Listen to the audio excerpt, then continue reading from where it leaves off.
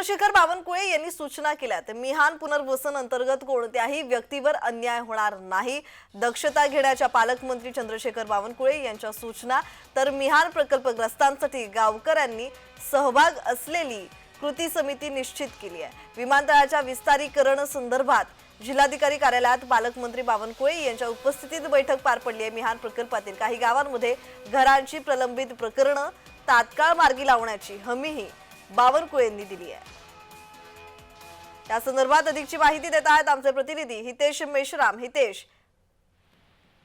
नक्कीच सध्या बघितलं गेलं तर नागपूरमधील विमानतळाचा जो विस्तारीकरणाचा प्रकल्प चालू आहे त्याकरिता जे आहे काल जिल्ह्यामध्ये जे आहे पालकमंत्री चंद्रशेखर बावनकुळे यांनी जी आहे बैठक घेतली होती।